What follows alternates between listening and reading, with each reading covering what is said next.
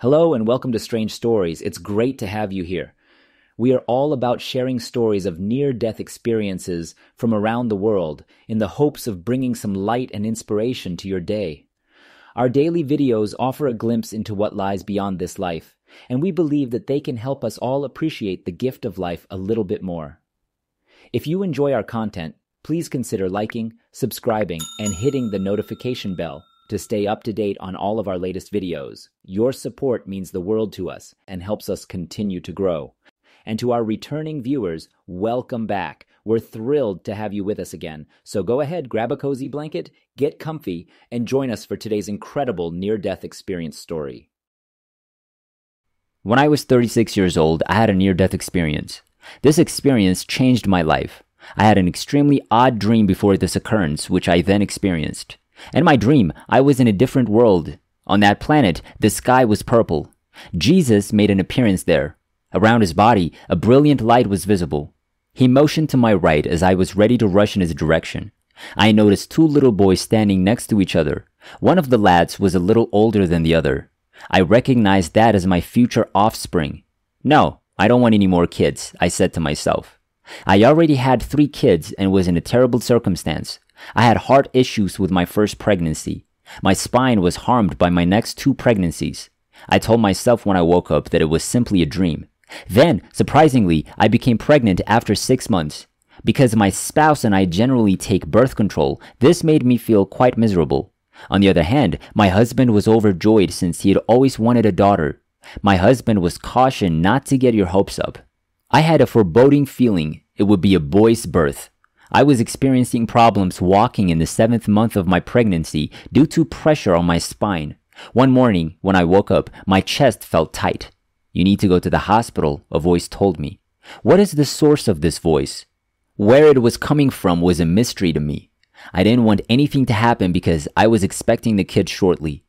I eventually made the decision to visit the hospital. The medical professional asked me about my symptoms when I arrived at the hospital, and I should remain in the hospital for the time being, the doctor said. As I passed out on the hospital floor, I had been there for about 20 minutes. My awareness grew extremely hazy. I was taken directly to a hospital room by the nurse. After a thorough examination, the nurse discovered that I had a pulse that was approximately 200. "Wait here, I'll go call a doctor," she said. She then bolted from the ward. I thought I was going to pass away. She then prompted me to continue waiting. I was furious. I had a really tough time breathing. I felt like a beached whale. My desire to sleep increased over time. I slowly shut my eyes. I eventually discovered myself floating in a lengthy tunnel. Then there was a soft, bright light. I made an effort to move closer to it, but I had a really tough time doing so. I suddenly heard voices talking behind me. We were about to lose her because her heart was about to stop. I paid no attention to the voice at all. I had no notion about whom they were speaking. Now, all I wanted was to get close to that beautiful light. I was captivated by the light since it seemed to possess a powerful enchantment. It was filled with a lot of warmth and unending love. I was quite happy. I was certain that there must be a fantastic surprise for me at the other end. My connection to my body grew less and weaker as I neared the bright light. I drew nearer and nearer to the light. In that light, I could make out a man's form. Although I couldn't see his face, I could make out that he was a man by the shape of him. The man started waving at me. I pondered if the person was an angel or a deceased relative. I had trouble moving toward the intense light. Then a voice stopped me in my tracks. I overheard hospital whispers. The doctor kept telling me to cling on for the sake of the unborn child. I decided that I had to make a choice as I considered the baby growing inside of me. It was a challenging choice. For the sake of the child growing inside of me, I had to return. I resisted turning around, but I prepared to go back. It was clear that turning around would take significantly less time. I reestablished contact with my body gradually. My entire body ached. The cardiologist informed me that I would need to wait until my heart was stable before having a C-section. I didn't object because I knew what the doctor meant. When I reflect on the entire experience, I realize how fortunate I was. From the moment I was told to visit the hospital for checkups until I descended back to Earth, I understood that I'd been safeguarded throughout this difficulty. I also want to express my gratitude to the nurse who yelled in my ear. I made the decision to return because I heard her voice. Cardiologists and surgeons convened early on the third day to be ready for the baby's delivery. I had a cardiac monitor installed. The likelihood of mishaps occurring during birth was uncertain to the doctors. I was asked by the doctor if there was anything I wanted to tell my family. No, I answered. I tell my spouse and kids every day that I love them, so they're aware of this. The unborn child in my womb will live. I'm confident, because I'd seen him in my dream 6 months previously. The anesthesia worked and I immediately felt at ease.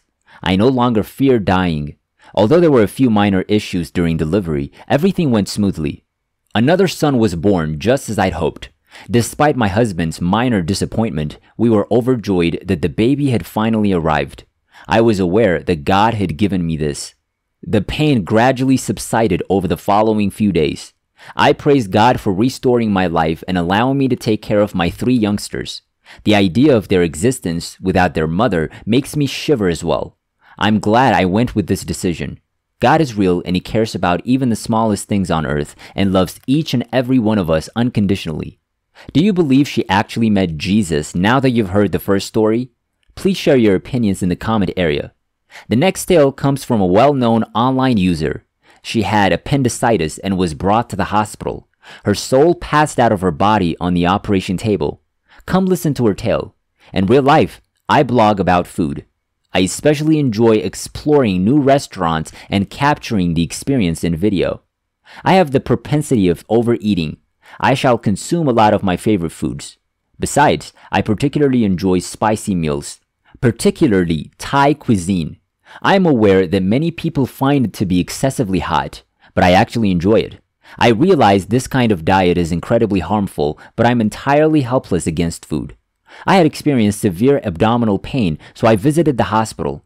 The doctor was unable to identify my issue and suggested that I may have consumed some sort of contaminated food in order to start it.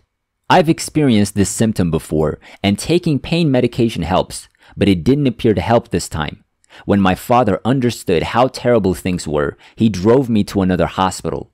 We were fortunate that the doctor on call that night was a skilled professional who informed me that the issue was with my appendix. I needed to arrange surgery as soon as possible because my appendix had started to ulcerate. During the procedure, I lost so much blood that my heart stopped beating. I can still recall my final act before being put to sleep. I was repeatedly reassured by the nurse that the surgery was minor, so try not to worry too much. I gradually shut my eyes. I was outside of my body when I came to once more. I was hovering on the operating room ceiling and all of my anguish had vanished. I noticed my body was surrounded by individuals when I looked down. I didn't have any ties to my body and had no remorse about abandoning it. I had no idea what people were doing near me, and I felt that it was no longer my concern. Without the anguish from the previous 3 weeks or the pain in my life, I felt incredibly at ease and liberated. I felt prepared to leave as I observed myself laying in bed. I started to ascend before passing over the hospital. I observed individuals at work in the hospital. There was both pain and gladness in the hospital. There were many who were grieving the departure of their loved ones. Some people rejoiced at the cures for their diseases. The buildings and people got smaller as I ascended higher until I could only see the outline of the earth. Earth is a stunning world. Every living thing, every plant, every rock, I could see how they were all related. I recognized our interconnectedness. Everyone exists independently while also being one. God is a part of everything. I had unfathomable delight and a tremendous amount of affection. I struggled to put into words how I feel. I had a lot of doubts about a lot of things in the world before I passed away. Here, all of my questions are clarified and I know everything. The distance between me and the earth is increasing. I move into the light and ingratiate myself with it. Everything in this place is everlasting and time has no meaning. I then noticed 2 persons. They weren't actually human, to be exact. I could not see their faces. All I could see were human silhouettes. They had a golden glow to them. Although we were one, we were also apart. I felt as though I knew them even though I had never met them before. I was referred to as their cherished daughter. I have to make a decision at this point. I can follow them and continue to live in the light. Maybe I could go on back to Earth. I don't know why they believe I'll return. It is such a blessing to be with them. I prompted them. What would occur if I returned? I could have a more exciting life, they said, and I could study more. You can also go back and help more folks. Make others grasp death properly. You can aid people who are lost as well. They assure me that I'm not alone and that they will always be with me if I decide to go back. Even when we're currently in agony, life is always enjoyable. My decision ultimately comes down to love and accountability to one another. I decided to return quite reluctantly as a result. It wasn't as simple to enter my body as it was to leave it. In the recovery room, I awoke with severe agony and was throwing up. The space felt as though it were spinning. Whatever I'd been through was over, I realized. There was a lot that my mind needed to process. I anticipated returning there at some point. I have a lot of work ahead of me. I occasionally second-guess my decisions.